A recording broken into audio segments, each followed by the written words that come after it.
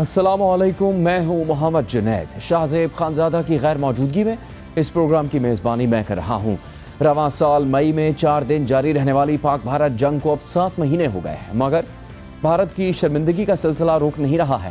یہاں تک کہ اب امریکی کانگریس کی رپورٹ میں بھی تصدیق کر دی گئی ہے کہ 7 سے 10 مئی تک ہونے والی جنگ میں پاکستان نے بھارت کو شکست دے دی تھی اور بھارتی رافیل طیارے مار گرائے تھے۔ ویسے تو اسی دوران ہی دنیا یہ مان رہی تھی کہ پاکستان یہ جنگ جیت گیا ہے اور پاکستان نے بھارت پر اپنی فضائی برتری ثابت کر دی ہے، مگر پھر امریکی صدر ٹرمپ جو پاک بھارت جنگ رکوانے کا مسلسل کریڈٹ لے رہے تھے، انہوں نے اپنے پاس اس دعوے کے ساتھ ساتھ یہ بھی بتانا شروع کر دیا کہ پاک بھارت جنگ میں کتنے طیارے مار گرائے گئے تھے۔ اور دلچسپ بات یہ ہے کہ اگرچہ صدر ٹرمپ براہ راست تو یہ نہیں کہتے کہ پاکستان نے بھارت کے طیارے گرائے تھے، مگر وہ جو تعداد بتا رہے ہیں اس سے پاکستان کی موقف کی تصدیق ہوتی ہے۔ مگر اب امریکی کانگریس کو پیش کی گئی رپورٹ سامنے آنے کے بعد مزید واضح ہو رہا ہے کہ پاکستان نے بھارت کو شکست دے دی تھی۔ امریکی کانگریس کے US China economic and security review commission نے سال 2025 کی رپورٹ کانگریس کو پیش کر دی ہے۔ بنیادی طور پر یہ رپورٹ چین کے اثر و رسوخ اور عسکری صلاحیتوں کے حوالے سے رواں سال چینی حکومت کے اقدامات کے حوالے سے ایک جائزہ ہے، تاکہ چین سے امریکہ کے تعلقات کی سمت کا تعین کرنے میں امریکی کانگریس کو مدد مل سکے۔ مگر اس رپورٹ میں پاک بھارت دوران پاکستان کی بھارت پر فوجی کامیابی کی تصدیق کی گئی ہے۔ رپورٹ کے مطابق چینی فضائیہ تیزی سے اپنی صلاحیتوں میں جدت لے کر آ رہی ہے اور اگلی جنریشن J-36 اسٹیلتھ جیٹ طیاروں کو تعینات کرنے کا ارادہ رکھتی ہے، جو کچھ حد تک امریکی F-35 طیاروں سے مشابہت رکھتا ہے۔ اسی طرح جیوتیان ڈرون کو بھی تعینات کیا جا رہا ہے، جو خود ایک ڈرون ہونے کے ساتھ ساتھ ڈرونز کے بڑے مجموعے کو ایک ساتھ لانچ اور کنٹرول کر سکتا ہے۔ اس کے علاوہ چین کے لڑاکا طیاروں اور ایئر ٹو ایئر میزائلز کو پہلی دفعہ اس وقت عملی طور پر استعمال میں لایا گیا جب پاکستانی فورسز نے بھارت کے ساتھ 4 روزہ جھڑپ کے دوران چین میں بنے ہوئے لڑاکا طیارے کو کامیابی سے استعمال کیا، اور یہ منظر عام پر آنے والی پہلی مثال تھی جہاں چین کے ان سسٹمز کو جنگی آلات میں جانچا گیا۔ اس سے چینی افواج کو اہم معلومات حاصل ہوئیں اور ممکنہ طور پر چین کی دفاعی برآمدات کی ساکھ میں اضافہ ہوا۔ رپورٹ کے مطابق 7 سے 10 مئی کے درمیان پاکستان اور بھارت کے درمیان ہونے والی جھڑپ کو عالمی توجہ حاصل ہوئی، کیونکہ پاکستانی افواج چینی ہتھیاروں پر انحصار کر رہی تھی اور مبینہ طور پر چینی انٹیلیجنس سے فائدہ اٹھایا جا رہا تھا۔ اس جھڑپ کے دوران دونوں ممالک نے 50 سال میں پہلی بار ایک دوسرے کی سرزمین کے اندر دور دور تک اہداف کو نشانہ بنایا۔ اس دوران بھارتی فوج نے دعویٰ کیا کہ چین پاکستان کو بھارت کے فوجی مقامات کے بارے میں لائیو ان پٹ فراہم کرنے میں مدد کر رہا ہے اور اس تنازع کو اپنی فوجی صلاحیتوں کو ٹیسٹ کرنے کے لیے میدان کے طور پر استعمال کر رہا ہے۔ مگر پاکستان نے ان الزامات کی تردید کر دی، تاہم چین نے ان الزامات کی تصدیق بھی نہیں کی اور تردید بھی نہیں کی۔ رپورٹ میں واضح طور پر لکھا گیا ہے کہ بھارت کے خلاف 4 روزہ جھڑپ میں پاکستان کی فوجی کامیابی نے چینی اسلحے کو پذیرائی دلائی۔ اگرچہ اس تنازع کو چین کی پراکسی وار قرار دے دینا چین کے کردار کو زیادہ بڑھا چڑھا کر پیش کرنا ہو سکتا ہے، مگر چین نے موقع سے فائدہ اٹھاتے ہوئے اس تنازع کو اپنے ہتھیاروں کی اعلیٰ درجے کی صلاحیتوں کو جانچنے اور ان کی تشہیر کے لیے استعمال کیا، جو بھارت کے ساتھ جاری سرحدی کشیدگی کے علاوہ اور چین کی دفاعی صنعت کے اہداف کے تناظر میں فائدہ مند تھا۔ پاک بھارت 4 روزہ جھڑپ کے دوران پہلی دفعہ چین کے HQ-9 ایئر ڈیفنس سسٹم اور PL-15 year to year missile اور J-10C لڑاکا طیارے کو کسی عملی جنگ میں استعمال کیا گیا تھا، اور یہ چین کے لیے عملی میدان میں ایک بڑا تجربہ ثابت ہوا۔ پھر اس تنازع کے چند ہفتوں کے بعد چینی سفارتخانوں میں پاک بھارت جھڑپ میں چینی ہتھیاروں کی کامیابی کا جشن منایا گیا تاکہ ان ہتھیاروں کی فروخت میں اضافہ کیا جا سکے۔ رپورٹ میں مزید لکھا گیا ہے کہ بھارت کے زیر استعمال فرانسیسی رافیل طیاروں کو گرانے میں پاکستان کی طرف سے چینی ہتھیاروں کا استعمال بھی چین کے دفاعی سامان کی فروخت کا اہم نقطہ بن گیا۔ حالانکہ مبینہ طور پر بھارت کے صرف 3 طیارے مار گرائے گئے تھے اور ممکن ہے کہ وہ سب رافیل طیارے نہ ہوں۔ رپورٹ میں مزید بتایا گیا ہے کہ چینی سفارتکاروں نے انڈونیشیا کو رافیل طیاروں کی خریداری کے پروسیس کو روکنے پر قائل کیا، جس سے دیگر علاقائی ممالک کی فوجی خریداریوں میں چین کی رسائی مزید بڑھ گئی۔ حالانکہ یہ رپورٹ چین کے حوالے سے ہے، مگر پاکستان اور بھارت کے لحاظ سے بھی بہت بڑی پیش رفت ہے۔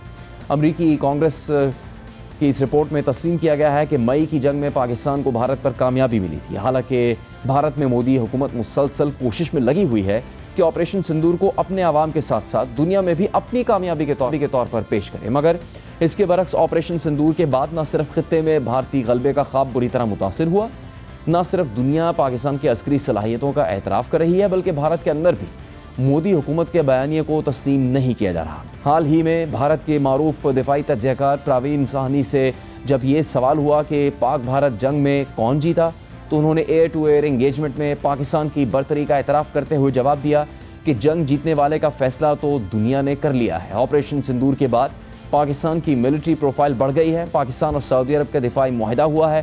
ڈونلڈ ٹرمپ نے فیلڈ مارشل عاصم منیر کو لنچ کے لیے بلایا تھا۔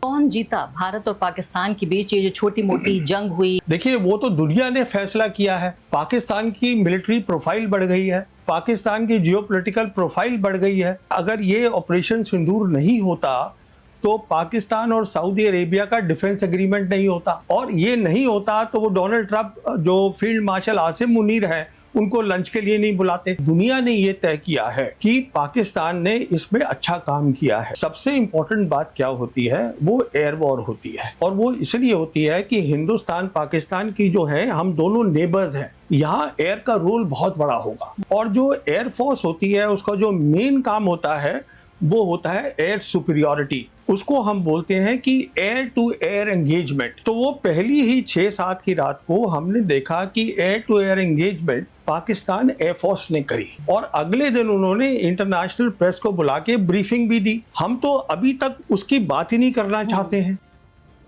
امریکی کانگریس کی رپورٹ میں پاکستان کی طرف سے بھارتی طیارے مار گرائے جانے کی بھی تصدیق کی گئی، مگر تعداد 3 بتائی گئی۔ حالانکہ خود امریکی صدر ٹرمپ بھارت کا نام لیے بغیر کئی بار کہہ چکے ہیں کہ 7 یا 8 طیارے مار گرائے گئے تھے۔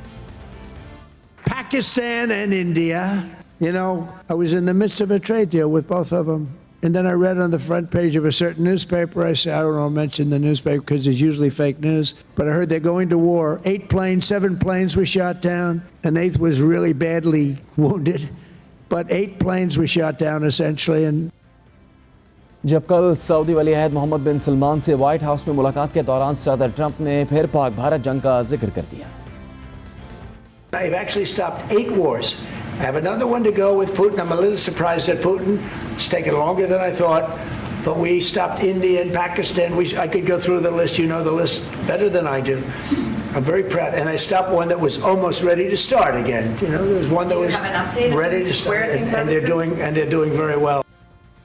اس کے علاوہ امریکی کانگریس کے US China economic and security review commission کی چین کے حوالے سے جائزہ رپورٹ میں رواں سال بھارت کی سفارتی مشکلات کا ایک واقعہ بھی شامل ہے۔ رپورٹ کے مطابق 31 اگست کو چینی صدر شی جن پنگ نے SCO سربراہی اجلاس میں روسی صدر پوٹن اور بھارتی وزیر اعظم مودی سمیت 20 سے زیادہ عالمی رہنماؤں کی میزبانی کی، اور اس موقع کو استعمال کرتے ہوئے اپنے اس ویژن کی وضاحت کی کہ SCO کو ایک ایسے پلیٹ فارم میں بدلا جائے جو مغربی معاشی اور تکنیکی اداروں کو بائی پاس کر سکے۔ اس سربراہی اجلاس کے دوران چین، روس اور بھارت کے کمپرومائز کرنے اور ایک متحد محاذ بنانے کی بڑھتی ہوئی آمادگی بھی نمایاں نظر آئی۔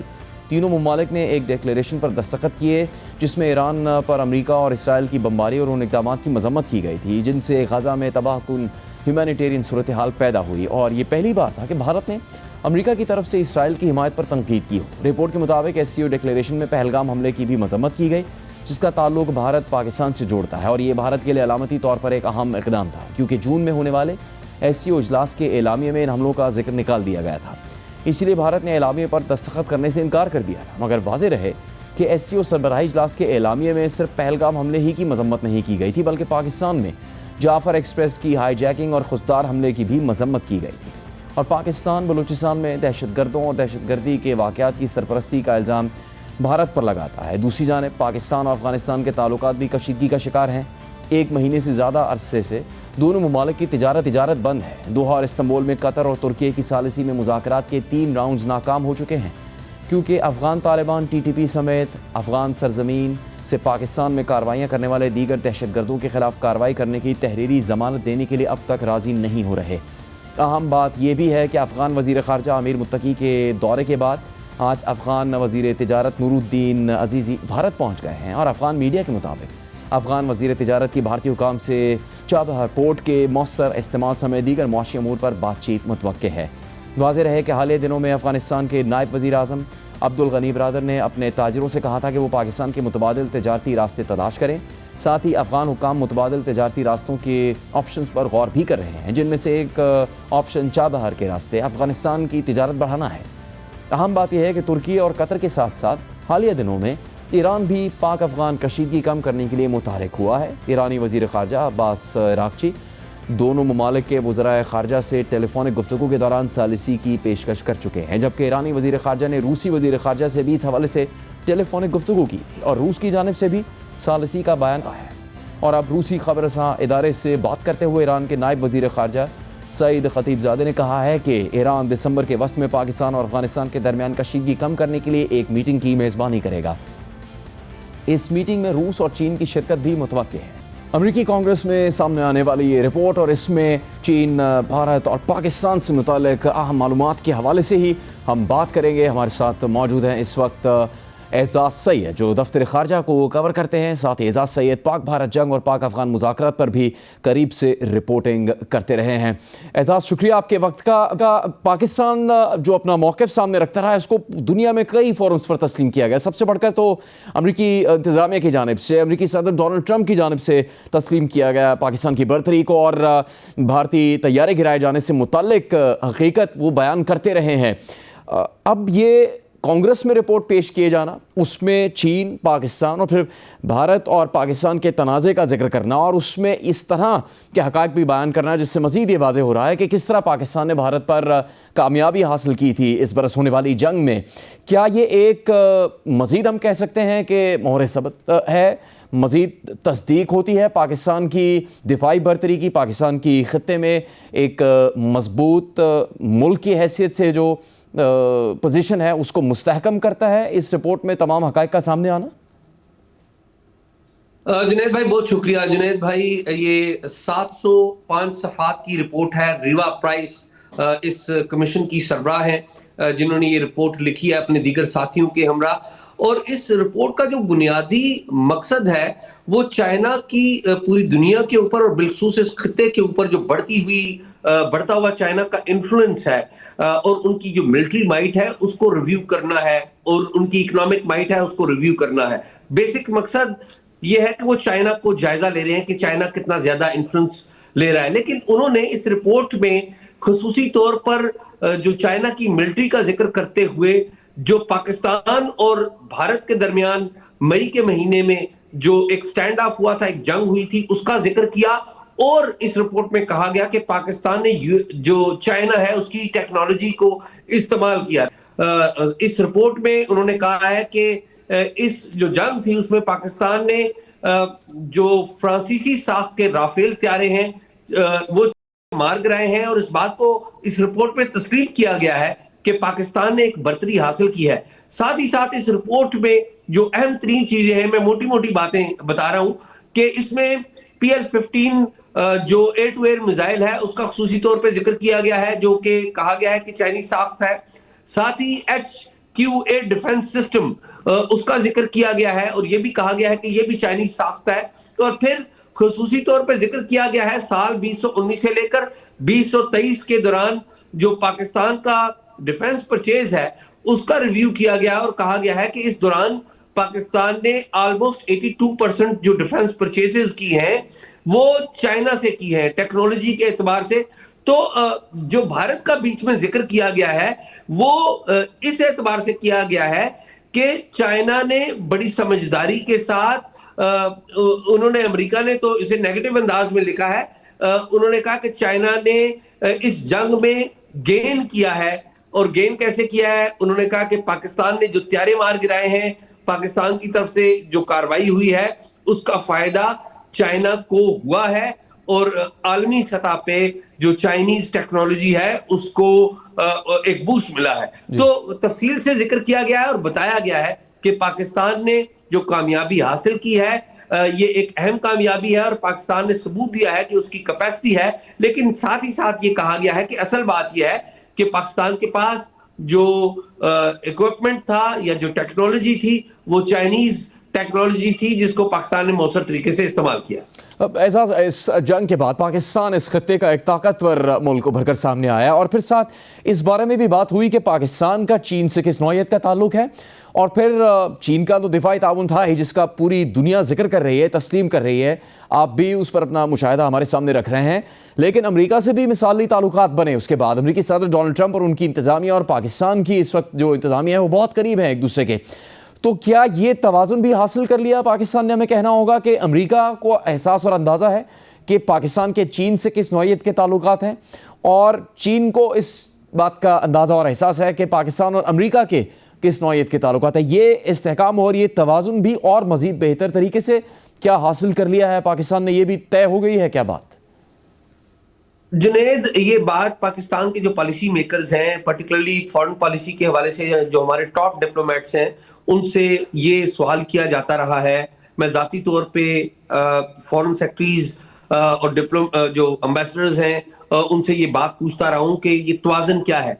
तो एक बात जो बड़ी इंटरेस्टिंग है वो बताई जाती रही है तमाम लोगों की तरफ से, वो ये है कि पाकिस्तान जो भी इंगेजमेंट अमेरिका के साथ करता है उस इंगेजमेंट में सबसे पहले जो एतमाद हासिल करता है, एतमाद में लेता है, वो पाकिस्तान का जो पड़ोसी और करीबी तरीन दोस्त है चीन, उसको लेता है. और पाकिस्तान चीन को एतमाद में लेने के बाद ही अमेरिका के साथ कोई आगे इंगेजमेंट करता है. और जो भी दौरा होता है आला सतह का, पाकिस्तान के जो आला हुकाम चीन के साथ या अमेरिका के साथ जो इंगेजमेंट करते हैं उसकी इतला भी चीन को बताई जाती है और चीन को बताया जाता है कि वो किसी तरीके से कोई ऐसा इकदाम पाकिस्तान नहीं कर रहा जिससे चीन के मफादात को नुकसान पहुंचे. अलबत्ता पाकिस्तान अमेरिका में चीन का एम्बेसडर के तौर पे जरूर नजर आता है और चीन के मफादात को भी प्रोटेक्ट जरूर करता है. तो अब जब पाकिस्तान और भारत की जंग की हम बात करते हैं तो उसमें नतीजे के हवाले से जब गुफ्तगू की जाती है तो हमने परवीन साहनी जिनका मौक़िफ़ सामने आया है, जो मुझसे सवाल किया गया तो उन्होंने जवाब दिया कि पाकिस्तान की प्रोफाइल तो बढ़ गई है. उसके बाद पाकिस्तान को एक नया और बेहतर रुतबा हासिल हो गया इस खत्ते में. तो उसके बावजूद भी अब जैसे हमारे वज़ीर दिफा का ताज़ा तरीन बयान है जिसमें कहते हैं कि भारत बॉर्डर पर हमला कर सकता है.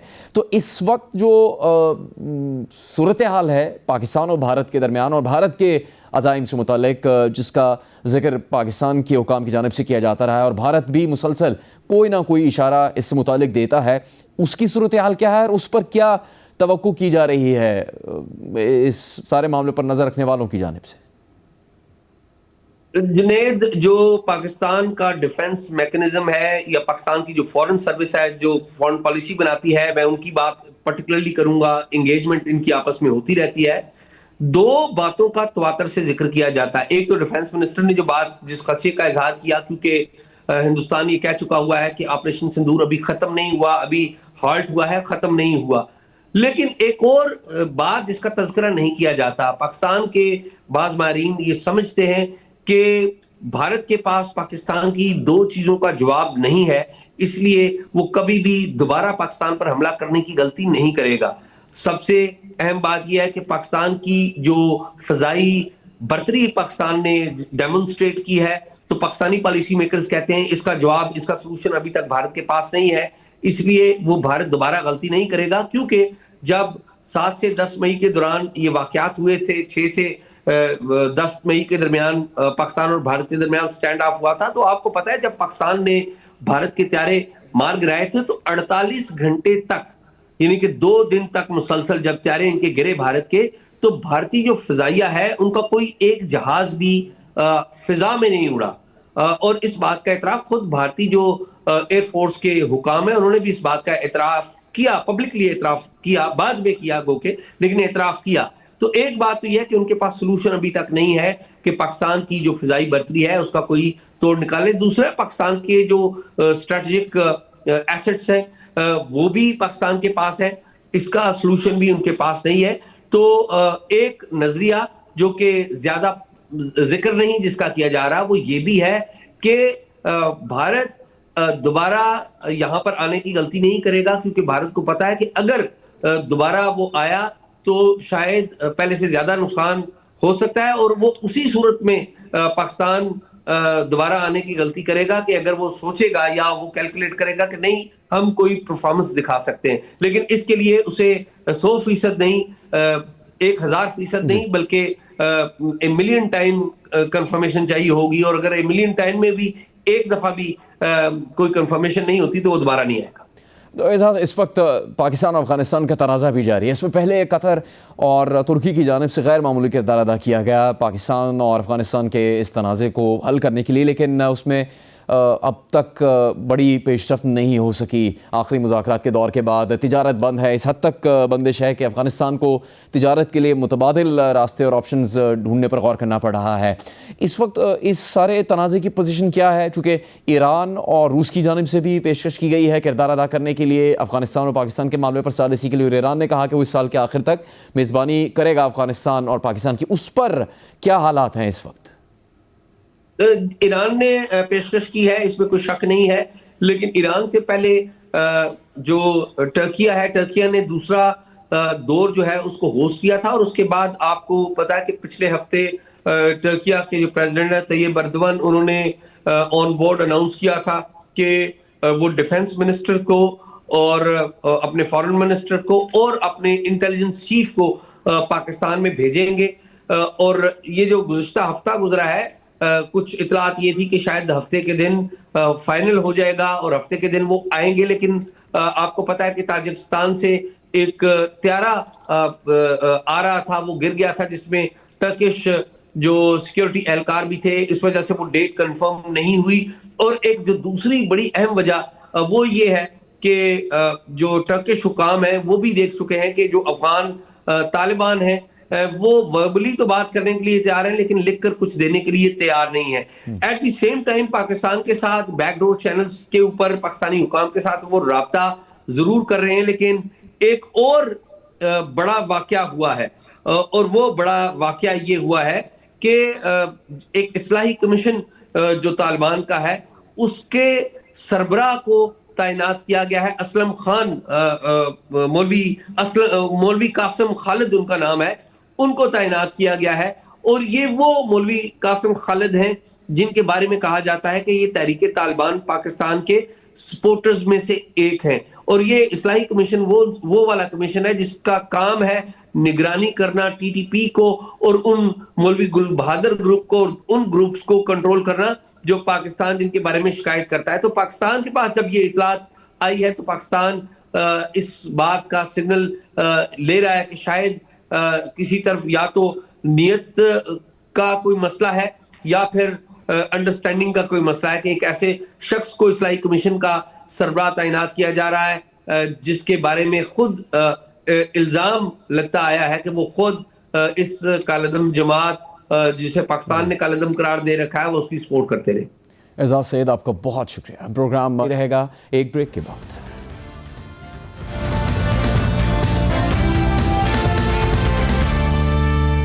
بریک کے بعد ایک بار پھر خوش آمدید۔ سعودی ولی عہد کے دورہ امریکہ کے دوران امریکی صدر ڈونلڈ ٹرمپ نے سعودی عرب کو مرکزی نان نیٹو اتحادی قرار دینے کا اعلان کر دیا ہے، جبکہ سعودی ولی عہد شہزادہ محمد بن سلمان نے بھی اعلان کر دیا ہے کہ ہم ابراہیمی معاہدے کا حصہ بننا چاہتے ہیں، لیکن ساتھ ہی اسرائیل اور فلسطین کے مسئلے کا دو ریاستی حل بھی چاہتے ہیں۔ اس دورے کے موقع پر دونوں ملکوں کے درمیان اربوں ڈالرز کی سرمایہ کاری اور غیر معمولی دفاعی پیکج کے معاہدے بھی ہوئے ہیں۔ سعودی ولی عہد گزشتہ روز وائٹ ہاؤس پہنچے تھے، جہاں انہوں نے صدر ٹرمپ سے ملاقات کی۔ ملاقات کے بعد وائٹ ہاؤس کے ایک اعلامیے میں کہا گیا ہے کہ صدر ڈونلڈ ٹرمپ اور سعودی ولی عہد شہزادہ محمد مان نے کئی تاریخی معاہدوں کو حتمی شکل دی ہے جو امریکہ اور سعودی عرب کی اسٹریٹجک شراکت داری کو مزید گہرا کریں گے۔ سعودی ولی عہد نے اعلان کیا کہ سعودی عرب امریکہ میں اپنی سرمایہ کاری بڑھا کر تقریباً $1 کھرب تک لے جائے گا۔ صدر ٹرمپ اور ولی عہد محمد بن سلمان نے امریکہ سعودی اسٹریٹجک دفاعی معاہدے پر بھی دستخط کر دیے۔ صدر ٹرمپ نے ایک بڑے دفاعی فروخت پیکج کی منظوری دی ہے جس میں مستقبل میں F-35 طیاروں کی فراہمی بھی شامل ہے، اور انہوں نے سعودی عرب کی جانب سے تقریباً 300 امریکی ٹینک خریدنے کے معاہدے کو بھی یقینی بنایا ہے۔ امریکہ اور سعودی عرب نے سول جوہری توانائی کے تعاون پر بھی مذاکرات کی تکمیل سے متعلق ایک مشترکہ اعلامیے پر دستخط کیے، اور اہم معدنیات کے فریم ورک کے علاوہ ایک مصنوعی ذہانت سے متعلق تاریخی مفاہمت نامے پر بھی دستخط کیے ہیں۔ اوول آفس میں صدر ٹرمپ سے ملاقات کے بعد میڈیا سے گفتگو کرتے ہوئے سعودی ولی عہد شہزادہ محمد بن سلمان کا کہنا تھا کہ ہم ابراہیمی معاہدے کا حصہ بننا چاہتے ہیں اور 2 ریاستی حل کا راستہ بھی محفوظ بنانا چاہتے ہیں. صدر ٹرمپ نے بھی تصدیق کی کہ ان کی اس حوالے سے بہت اچھی بات چیت ہوئی ہے. We want to be part of the Ibrahim Accord, but we want also to be sure that we secure a clear path of two-state solution. And today we have a healthy discussion with Mr. President that we're going to work on that to be sure that we can prepare the right situation as soon as possible to have that. I think I don't want to use the word commitment, but we've had a very good talk on the Abraham Accords. We talked about one state, two state. We talked about a lot of things in a short period of time. We'll be discussing it further too. But I think you have a very good feeling toward the Abraham Accords. Yes, definitely, Mr. President. We want peace for the Israelis. We want peace for the Palestinians. We want them to coexist peacefully in the region. And we will do our best to reach that day. Abraham Accords 2020 میں ہونے والے ان امن معاہدوں کا نام ہے جو امریکہ کی ثالثی میں ہوئے تھے. ان معاہدوں کے تحت کچھ عرب ممالک نے پہلی بار اسرائیل کے ساتھ باضابطہ سفارتی تعلقات قائم کیے. 2020 میں UAE اور بحرین ان معاہدوں میں شامل ہوئے تھے. پھر بعد میں مراکش اور سوڈان نے بھی اسرائیل سے تعلقات معمول پر لانے کے معاہدے پر دستخط کر دیے تھے. گزشتہ دنوں صدر ٹرمپ نے اعلان کیا تھا کہ قازقستان بھی ابراہیمی معاہدے میں شامل ہو رہا ہے اور مزید ممالک بھی اس میں شامل ہوں گے. ایک اہم بات یہ بھی ہے کہ سعودی ولی عہد کا 2018 میں صحافی جمال خاشقجی کے قتل کے بعد امریکہ کا یہ پہلا دورہ ہے اور اس حوالے سے بھی ان سے سوال ہوا جس پر پہلے صدر ٹرمپ نے ناراضی کا اظہار کیا اور پھر سعودی ولی عہد محمد بن سلمان نے خود بھی جواب دیا. For your family to be doing business in Saudi Arabia while you're president, is that a conflict of interest? And Your Royal Highness, the U.S. intelligence concluded that you orchestrated the brutal murder of a journalist. 9/11 families are furious that you are here in the Oval Office. Why should Americans trust you? And the same to you, Mr. President. Now, who are you with? I'm with ABC News, sir. You're with who? ABC News, sir. Fake news. ABC fake news. One of the worst in the business. But I'll answer your question. Thank you. I have nothing to do with the family business. I have left, and when I've devoted 100% of my energy. What my family does is fine. They do business all over. They've done very little with Saudi Arabia, actually. I'm sure they could do a lot. And anything they've done has been very good. That's what we've done. We've built a tremendous business for a long time. I've been very successful. I decided to leave that success behind and make America very successful. And I've made America more successful by far than it ever was, and that it ever could have been, no matter who was president. There would be nobody bringing in $21 trillion, that I can tell you right now. As far as this gentleman is concerned, he's done a phenomenal job. You're mentioning somebody that was extremely controversial. A lot of people didn't like that gentleman that you're talking about. Whether you like him or didn't like him, things happen. But he knew nothing about it, and we can leave it at that. You don't have to embarrass our guest by asking a question like that. It's okay, just you ask, Mr. President, if you allow me to answer. I feel painful about, the families of 9/11 in America, but, we have to focus on reality. Reality based on CIA documents and based on a lot of documents that Osama bin Laden, he used Saudi people in that event for one main purpose, is to destroy this relation, to destroy the American-Saudi relation. That's the purpose of 9/11. So whoever buying that means they are helping Osama bin Laden's purpose of destroying this relation. He knows that strong relation between America and Saudi Arabia, it's bad for extremism, it's bad for terrorism. And we have to prove him wrong and to build our relation, to continue developing our relation. It's critical in the safety of the world. It's critical against extremism and terrorism. About the journalists, it's really painful to hear, anyone that been losing his life for no real purpose or nothing illegal way, and it's been painful for us in Saudi Arabia. We've did all the right steps of investigation, etc. in Saudi Arabia, and we've improved our system to be sure that nothing happened like that, and it's painful and it's a huge mistake, and we are doing our best that this doesn't happen again. بعد میں صدر Trump نے سعودی عرب کو مرکزی naan NATO اتحادی قرار دینے کا اعلان بھی کیا. Tonight, I'm pleased to announce that we're taking our military cooperation to even greater heights by formally designating Saudi Arabia as a major non-NATO ally, which is something that is very important to them. And I'm just telling you now for the first time because I wanted to keep a little secret for tonight. I just heard him say, "Oh, that's nice. That's another point you won today." Programme جاری رہے گا ایک break کے بعد.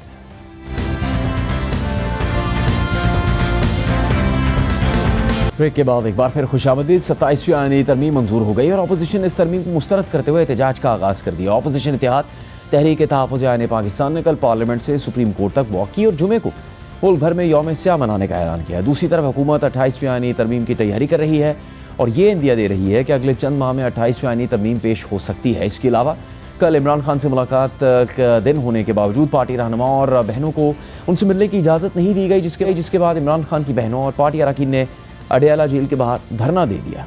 नुमाइंदा जियो news Shabir डार के मुताबिक police ने इमरान खान की बहनों से धरना ख़त्म करने का कहा, मगर उन्होंने धरना ख़त्म करने से इनकार कर दिया, जिसके बाद पुलिस एक्शन के दौरान इमरान खान की बहन नौरीन खान गिरकर ज़ख्मी हुई। इसके अलावा तहरीक इंसाफ के कारकुनों और पुलिस में हाथापाई भी हुई।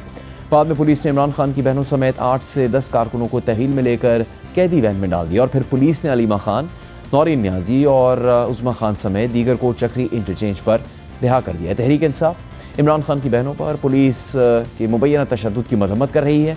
आज इस्लामाबाद में इमरान खान की बहनों ने प्रेस कॉन्फ्रेंस की और इस वाक़े की मजम्मत की। इस मौके पर तहरीक इंसाफ के सेक्रेटरी जनरल सलमान अकरम राजा ने कहा कि ये बहनों का आइनी और कानूनी हक है कि वो अपने भाई से मुलाकात करें। अब भी हम ये कहते हैं होश के नाखून लो। आज भी सब के बावजूद दिल मेरा खून के आंसू रो रहा था। मैंने सारा दिन सुप्रीम कोर्ट में गुजारा है, एक खिड़की से दूसरी खिड़की में गया हूँ। अब भी हम इस्तदा करते हैं कि हमारी दरख्वास्तें सुनो। ये बहनों का आइनी कानूनी हक है कि वो मिलें अपने भाई से। इमरान खान का ये हक है कि उनके वकला उनसे मिलें, उनके रुफ़का उनसे मिलें। तो आज भी मैं वो दरवाज़ा खटखटा रहा हूँ। नहीं दिल करता था कि ये दरवाज़ा खटखटाएं, लेकिन हम में से कुछ अब भी ये चाहते हैं कि मुल्क आइन और कानून और उससे बढ़कर शराफत के मुताबिक चले। कल जो अलीमा आपा और उनकी नूरिन बीबी और डॉक्टर उस्मा के साथ जो रवैया रखा गया है, तशद्दुद किया गया है, एक एमएनए शाहिद खट्टक और बीना खान जो हमारा मिनिस्टर है उसको गिरफ्तार किया गया है, तो हम इसकी भरपूर मजम्मत करते हैं। और इससे हुकूमत का जो फाशिस्ट शिकल है, रवैया है, वो पूरी दुनिया पे आयान हो गई है। इमरान खान की बहनों पर पुलिस के मुबैना तशद्दुद की और अडयाला जेल के बाहर क्या कुछ होता रहा है, इस हवाले से हम बात करेंगे नुमाइंदा जियो न्यूज़ शबीर डार से, जो कल इस वाक़े के दौरान अडयाला जेल के बाहर मौजूद भी थे। शबीर, ये तो सामने आया कि मुलाकात नहीं होने दी जा रही, और कब से नहीं होने दी जा रही मुलाकात, ये भी बताइएगा। और किस तरह से ये सूरत हाल पैदा हो गई कि वो उनका एहतजाज धरने में बदल गया और फिर पुलिस ने वहाँ पर यह कार्रवाई की जिसकी बहुत मजम्मत की जा रही है? जुनैद, मुलाकातें तो करीबन 30 से 40 दिन हो गए हैं कि मुलाकात नहीं हो रही है किसी की। इसी तरह जो है कभी कभार किसी को मुलाकात दी जाती है, कभी नहीं दी जाती है। गुज़श्ता रोज जो वाक़या पेश आया है, पहले तो इस वाक़े की मजम्मत की जानी चाहिए। तो इस तरह से वाक़या इस तरह से तशद्दुद नहीं होना चाहिए था। लेकिन गुज़श्ता रोज जब बानी पीटीआई की बहनें यहाँ पहुंची मुलाकात के लिए और जो रहनुमा जिनकी फहरिस्त दी गई थी अडयाला जेल हुकाम को, वो भी पहुंचे थे। मुलाकात का वक्त खत्म हो गया, 2 से 4 बजे तक मुलाकात का टाइम होता है। तो जब 4 बजे तो जो रहनुमा आए थे, बैरिस्टर गौहर खान साहब आए थे, सलमान अकरम राजा साहब आए थे, नियाजुल्लाह नियाजी आए थे, बाकी लोग भी जिनका नाम फहरिस्त में था, वो 4 बजे वापस चले गए। लेकिन अलीमा खान वहीं पे मौजूद रही और करीबन 10 से 11 घंटे उन्होंने अडयाला जेल के करीब ही करीबन 1 किलोमीटर के फासले पर गोरखपुर का इलाका है, वहां पे पुलिस का नाका भी है और वहां पे वो 11 घंटे बैठी रही। अच्छा, हालात क्यों बिगड़ गए, इसकी वजह ये है कि एक तो अलीमा खान इससे पहले भी आती रही हैं, देर रात तक बैठती रही हैं, लेकिन एक प्रैक्टिस ये थी कि वो जब 7-8 बजते थे रात के, तो पुलिस के साथ मुज़ाकरात करके उनको मना लेते थे। तो वो यहाँ से फिर चक्री उनको भेज दिया जाता था या उनको ड्रॉप कर दिया जाता था। कल भी पुलिस ने कोशिश की उनके साथ 2-4 दफा मुज़ाकरात करने की और उनको मनाने की कोशिश भी की, उनको दरखास्त भी की कि आप यहाँ से चले जाएं, क्योंकि एक तो रात बहुत हो गई थी, दूसरा ये कि सर्दी भी बहुत थी और लोग वहां पे, चूंकि सिक्योरिटी का भी इशू अडयाला जेल करीब है, लिहाजा उनसे मुतअद्दिद मर्तबा दरखास्त की गई थी कि आप यहाँ से चले जाएं, क्योंकि जो रावलपिंडी पुलिस जिनका जेल के बाहर जो सिक्योरिटी मामला देखती है, उनका मुलाकात से तो कोई लेना देना नहीं होता। मुलाकात का प्रोगेटिव तो जेल इंतजामिया का है और पुलिस ने उनको बताया कि जेल इंतजामिया की जानिब से बताया गया कि मुलाकात आज किसी की नहीं है। अच्छा, 6 से 7 बजे के करीब मुज़ाकरात नाकाम हो गए हर तरह से। उसके बाद पुलिस ने करीबन 9 बजे एक एक्शन किया और चूंकि वहां पे 40 से 50 के करीब कारकुनान मौजूद थे और उन कारकुनान को मुंतशिर करने के लिए पुलिस ने پہلا ایکشن 9 سے 9:30 کے قریب کیا اور ان کارکنان کو منتشر کیا اور ان کو وہاں سے ڈسپرس کیا. وہاں پہ صرف اس کے بعد علیمہ خان، ان کی 2 بہنیں اور 8 سے 10 خواتین اور چند رہنما تھے، جن میں شاہد خٹک صاحب تھے، مینا خان تھے اور نعیم حیدر. شبیر ڈار، شکریہ آپ کا. ابھی ہم بات کریں گے مسلم لیگ نون کے سینئر رہنما مشیر وزیر اعظم سینیٹر رانا ثناءاللہ سے. رانا صاحب شکریہ آپ کے وقت ہے. اب آپ کی جماعت تو خود ایسے واقعات کا شکار رہی ہے جس کی مذمت بھی کی جاتی رہی کہ خواتین کے ساتھ کس طرح کا سلوک نہیں کیا جا سکتا، پولیس تشدد نہیں ہونا چاہیے، زور بازو سے ان کو زبردستی نہیں ان کے ساتھ کی جانی چاہیے. اب آپ کی حکومت میں جب اس طرح کے واقعات ہو گئے، ایک تو ملاقات نہیں کرنے دی گئی، اس کے بعد یہ واقعہ پیش آنا کہ پولیس کی جانب سے ان کی بہنوں پر تشدد کیا گیا اور وہاں پر ان کی ایک بہن گر گئیں، کس طرح سے دفاع کرے گی حکومت اس کا؟ رانا ثناءاللہ صاحب. نہیں دیکھیں، خواتین پہ تشدد جو ہے یہ بالکل اس کا کوئی دفاع نہیں کر سکتا اور ایسا عمل جو ہے وہ بالکل نہیں ہونا چاہیے. اور جو لوگ وہاں موقع پہ اس کارروائی کے لیے موجود تھے ان سے باز پرس ہونی چاہیے اور ان کا موقف بھی لیا جانا چاہیے کہ وہاں پہ یہ واقعہ کس طرح سے پیش آیا. لیکن جہاں تک اس بات کا تعلق ہے کہ ملاقات جو ہے وہ نہیں ہونے دی گئی، تو اس کے بعد میرا خیال ہے کہ ان کو بھی چاہیے تھا کہ وہ اپنی قانونی چارہ جوئی جو ہے وہ کریں اور وہاں پہ اتنا لمبا دھرنا دینے اور وہاں پہ کوئی ایسی لا اینڈ آرڈر کی سچویشن پیدا کرنا جو ہے یہ ان کے لیے بھی مناسب نہیں تھا. اور اگر انہوں نے یہ صورتحال پیدا کی تو اسے کسی مناسب طریقے سے جس میں تشدد کا پہلو بالکل نہ ہو اس طریقے سے ریزالو کیا جانا چاہیے تھا. رانا صاحب لیکن اجازت تو موجود ہے عدالت کی جانب سے ملاقات کے لیے، پھر بھی اگر آپ کی حکومت کے دور میں ان کو ملاقات کی اجازت نہیں دی جا رہی تو اس سے آگے بڑھ کر پھر وہ قانونی چارہ جوئی کیا کرے؟ آپ کی جماعت کے نمائندے اکثر کہتے ہیں کہ سیاسی لوگوں کو ملاقات نہیں کرنے دی جائے گی چونکہ وہ پھر اس کو اپنی سیاست کے لیے استعمال کرتے ہیں، لیکن ان کی خاندان کے افراد، ان کی بہنوں کو تو سیاست کی بنیاد پر ملاقات سے نہیں روکا جا سکتا. دیکھیں یہ معاملہ جو ہے یہ اسلام آباد ہائی کورٹ میں اس سے پہلے بھی جو ہے وہ کنٹیسٹ ہوتا رہا ہے، اسے وہاں پہ کنٹیسٹ ہونا چاہیے. اور لا انفورسنگ ایجنسیز کا یا ایڈمنسٹریشن کا جو موقف ہے اس موقف کے بعد وہاں پہ کوئی ایسا ریزولوشن ہونا چاہیے کہ جس میں جو ہے وہ اس معاملے کو ریزالو کیا جائے. اور انتظامیہ کا جو موقف ہے اس کو بھی پیش نظر رکھا جائے، کیونکہ جیل میں کسی بھی فرد کو وہ قیدی ہو یا حوالاتی ہو یا کسی وجہ سے بھی وہ جیل میں ہو اس کی ملاقات نہیں روکی جا سکتی، لیکن اسے یہ اجازت بھی نہیں دی جا سکتی کہ وہ ملاقات کے ذریعے سے ملک میں کوئی تحریک چلائے، ملک میں جو ہے وہ انارکی پھیلائے، ملک میں افراتفری پھیلانے کے جو ہے وہ اقدامات کرے. اور ایسے پیغامات اگر کوئی فرد لے کے آتا ہے، وہ کوئی اس کا فیملی ممبر لے کے آتا ہے، تو ان فیملی ممبرز کی یا ایسے افراد کی ملاقاتیں جو ہے وہ باقاعدہ رولز اور قانون جو ہے وہ ان کو روکنے کی ایڈمنسٹریشن کو یہ اختیار دیتا ہے کہ ایسا تو نہیں ہو سکتا کہ کوئی آدمی جو ہے اس پیغام رسانی یا ان ملاقاتوں کے ذریعے سے ملک میں جو ہے وہ انارکی اور ملک میں جو ہے وہ افراتفری پھیلانے کے لیے جو ہے وہ لوگوں کو میسج بھیجے یا اس قسم کی جو ہے وہ ان ملاقاتوں کو استعمال کرے. تو اگر یہ الزام ہے ایڈمنسٹریشن کا اور اس وجہ سے ملاقاتیں روکی گئی ہیں تو اس کو یہ عدالت میں کنٹیسٹ کرے اور اس کو غلط ثابت کریں. اگر غلط ثابت ہو جائے گا تو ان کو ملاقات کی اجازت مل جائے گی، اور اگر صحیح ثابت ہوتا ہے تو پھر ان کو چاہیے کہ اگر وہ جیل میں ہے تو وہ پھر جیل کاٹیں، وہ پھر وہاں پہ بیٹھ کے اگر انہوں نے پھر جو ہے وہ ملک میں تحریک چلانی ہے، انارکی اور افراتفری پھیلانی ہے، تو پھر یہ چیزیں تو فیس کرنی پڑیں گی ان کو. رانا صاحب ذرا اس میں پیچیدگی زیادہ ہے چونکہ جیل انتظامیہ اب کیا موقف دیتی ہے پھر عدالت میں کہ یہ قانونی نہیں ہے ملاقات کا حق؟ وہ تو یہ موقف ہوتا ہے کہ ملاقاتیں معمول کے مطابق ہو سکتی ہیں. یہ آپ جو سب بات بتا رہے ہیں پھر جیل انتظامیہ بھی عدالت کو بتا دے تاکہ جو عدالت ان کو ملاقات کی اجازت اور قانونی حق دیتی ہے وہ اس حوالے سے فیصلہ کر دے. کوئی یہ عدالت میں ان کو جانا چاہیے، وہاں پہ دھرنا دے کے بیٹھنے کی بجائے یا وہاں پہ کوئی ایسی صورتحال پیدا کرنے کی جس میں جو ہے وہ اس قسم کے واقعات ہوں جن کا آپ نے ذکر کیا ہے، تو ان کو چاہیے کہ وہ عدالت میں جائیں اور عدالت میں جا کے پٹیشن دائر کریں. عدالت اس ایشو کو ریزالو کرے کیونکہ عمران خان صاحب جو ہیں وہ جوڈیشل کسٹڈی میں ہیں, وہ کنوکٹ ہے. ان کی کسٹڈی سے مطلب اس کو ریگولیٹ کرنا جو ہے وہ عدالت میں کرنا ہے. جی رانا صاحب, لیکن کانوکٹ تو ہیں ان کے اہل خانہ, اس وجہ سے تو نہیں صرف ان سے ملنے پر پابندی ہو سکتی کہ وہ کانوکٹ ہے, وہ تو دیگر جماعتوں کے سیاسی رہنما بھی رہے ہیں. آپ نے فرمایا کہ باز پرس ہونی چاہیے ان پولیس اہلکاروں سے متعلق جنہوں نے ایسا کوئی اقدام کیا جس میں یہ خبر آئی ہے کہ ان کی بہنوں پر تشدد کیا گیا یا ان کو زور زبردستی سے وہاں پر ہٹانے کی ایسی کوشش کی گئی جس میں وہاں زخمی ہوئے لوگ, تو اس کی باز پرس کس طرح سے ہوگی؟ پہلے تو یہ طے ہونا کہ وہاں پہ تشدد ہوا ہے یا نہیں ہوا.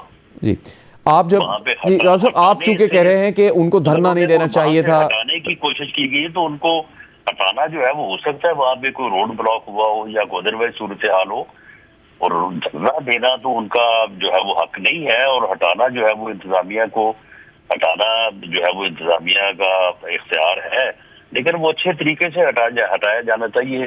تشدد کا پہلو اس میں نہیں ہونا چاہیے. آپ نے کہا کہ اگر وہاں قانون کی کوئی خلاف ورزی ہو رہی تھی, رستہ بند ہو رہا تھا یا کوئی اور سیکیورٹی خطرہ پیدا ہو رہا تھا تو ان کو گرفتار کیا جا سکتا تھا, یہ عمل کیا جانا چاہیے تھا پولیس کی طرف سے. نہیں دیکھیں, گرفتار کرنے میں پھر وہ مین ہینڈلنگ کے چانسز بھی ہوتے ہیں. ان کو میرا خیال ہے کہ ان کو ریکویسٹ کی جاتی, ان کو سمجھایا جاتا کہ وہ اگر ملاقات نہیں ہوئی تو یہ دھرنے سے کوئی ملاقات تو نہیں ہو جانی تھی, انہیں عدالت میں جانا چاہیے اور وہاں پہ اپنا کیس کنٹیسٹ کرنا چاہیے, کیونکہ اس چیز کی ایویڈنس جو ہے وہ موجود ہے کہ علیمہ خان صاحبہ جو ہے یہ عمران خان صاحب کی پیغام رسانی کرتی رہی ہے اور ایسے پیغامات لے کے آتی رہی ہیں کہ جو ملک میں امن و امان کی صورتحال پیدا کرے اور ملک میں انارکی اور افراتفری پیدا کرے. تو اس کی پھر اجازت آپ خود اس بات کو سمجھتے ہیں کہ ایسا تو پھر نہیں ہونے دیا جائے گا. رانا ثناء اللہ صاحب بہت شکریہ پروگرام میں بات لی, اجازت دیجیے, اللہ حافظ.